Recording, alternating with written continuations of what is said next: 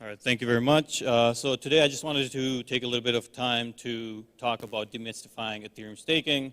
And since we only have limited amount of time, wanted to give it a bit of a speed run through this. So my name is Aqeel, helping out with the Ethereum Foundation and a few other projects in the ecosystem, bring staking to the forefront and make it more accessible.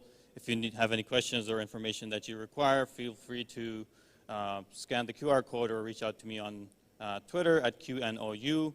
And if you have more information needs, be sure to check out the ethereum.org website. The team has been doing a very good job of updating information as necessary. So just walking through the event and having discussions with lots of individuals, it's quite clear that people are confused about the updates that are happening in Ethereum, what it means to be moving to proof of stake, what Ethereum 2 is, et cetera, and what the merge is.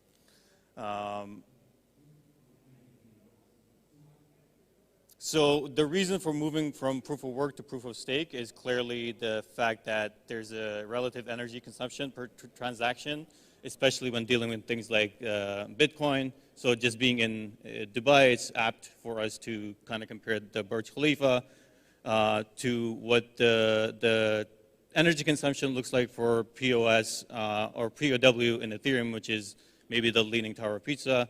And then once you actually shift over to POS, it's even exponentially smaller than that. So essentially, you can run an Ethereum node with the energy consumption of a personal home computer. So people have a lot of misconceptions about why we are moving to POS. And the main factor is that there's a reduction in energy consumption, there's improved security and decentralization, and there's increased accessibility for participation within the network. And that this also allows for us to have secure sharding, which wouldn't be possible within the proof of network consensus algorithm that exists currently. So just going to run through quick items that I've heard through the event and other questions that usually pop up. Is Ethereum coming, E2 coming soon? No, but the merge is, and we can talk about what the merge is a little bit soon. Is Ethereum moving from proof of stake to proof of work as a consensus mechanism? Yes, very soon, as early as June. It might be delayed a little bit depending on the circumstances that we have to deal with. Will there ever be a new Ethereum mainnet coming? No. So the Ethereum execution layer will stay consistent as it is. The transactions, all the history, et cetera, will be the same. And then the consensus layer comes on top to build on top of that. Will there ever be a new E2 token for the stake ether? No.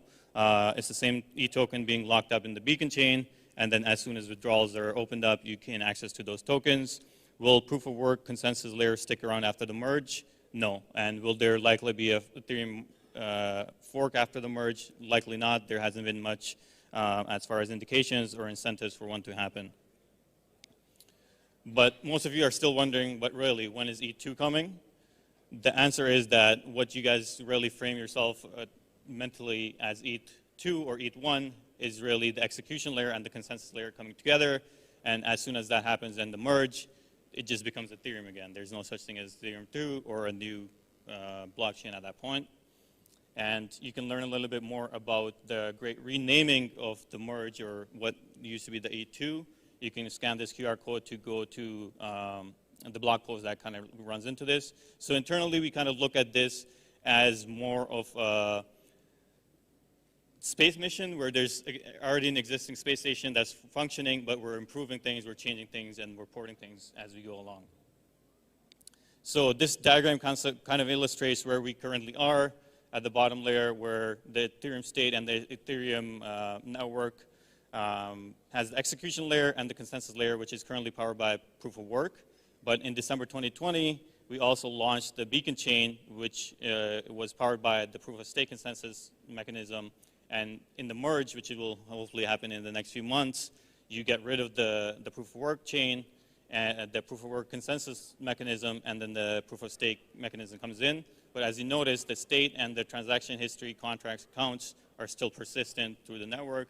Nothing changes, and you still continue as forward.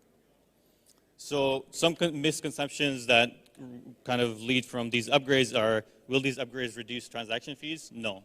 So this will have no direct impact on network activity or any of the fees. Will this increase scalability and throughput on the blockchain? No. Scaling on Ethereum will likely happen through a roll-up-centric roadmap, and layer 2s will kind of address all these issues related to scalability without compromising any of the decentralization properties of the network. So you might be wondering, will Ethereum still continue to work on sharding with all these L2s coming in? Yes, and this will usually come in after the merge, likely next year. Do you need to actively participate in Ethereum staking? Yes, so this is not a delegated proof of stake network. You need to actually actively validate, make attestations on the network to actually earn income on your staked Ethereum.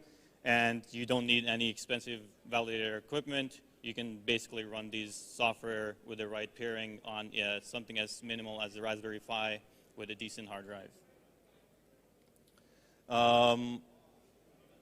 Most likely you still need 32 Ether if you want to be currently as an independent staker and have control over your keys, but there are solutions around decentralized pooling services like Lido, like Rocket Pool, and then there's some activity around shared secret validator services and distributed technologies from companies like Obel that you should follow up on. So one of the biggest concerns that people have when talking about Ethereum staking is, will I get slashed? I don't want to risk my funds. So slashing is actually a mechanism designed to punish bad actors, and the likelihood that you'll get slashed is very low, unless you're building redundancy systems where you're going to start double signing, etc., which isn't recommended for any small-time stakers in the first place. And people think that you have to have 100% uptime to remain profitable in the staking ecosystem, which is untrue as well. So if you're down a few times, you're leaking funds, you're penalized, but it's in conjunction with the state of the network. So one key fact there is that if you are with the majority of the network and the network goes down, you'll be penalized higher. So the fact of the matter is that you should be prioritizing using minority consensus clients, so if things go wrong, you're not penalized as hard. So currently there are 5 clients on the consensus layer. Luckily, in the past 2 days, Prism is no longer the 2/3 majority, and we're seeing a lot more diversification and efforts in this regard. So if you do plan on staking, please choose one of the minority clients, not only for your own benefit, but for the benefit of the network. Additionally, there's the same need for diversification on the execution layer needed. So right now, it's mostly get situated. Need to mine, Besu, Aragon are there. If you want to get started with staking or learning about these ecosystems, check out Launchpad and check out ethereum.org. Not only do we need diversification within the client validators except themselves, we also need validator diversification in the rest of the world. So as you can see, there's not much activity happening in South America, Africa, MENA region, and South Asia. And it's important for us to kind of disseminate this information and make it easier for these individuals to come into the ecosystem. So things like shared secret validators and distributed validators where you can put in lesser amount of Ether and pool it together with your friends and family will make this a little bit more palatable. What can you do right now? So the Kiln testnet is live. This is the last testnet prior to the merge. So help stress test it, see how it works for you. And always try to participate and stake on testnets prior to staking your actual Ether. You can scan that QR code to learn a little bit more about the Kill testnet. Join the ETH Staker community. So basically, the ETH Staker community is a group of guys that do a very good job of onboarding stakers into the ecosystem and do a little bit more research on distributed validator technologies. And then finally, if you want some more spoon-fed information, sign up for the Validator Academy. It's a resource that I'll be creating to explain things in a very simple English manner. And then if you're into the Ethereum community, be sure to come out to DevConnect happening in April in Amsterdam, and obviously the biggest Ethereum event, which is DevCon in Bogota in October. So hope to see you guys there, and thank you for your time.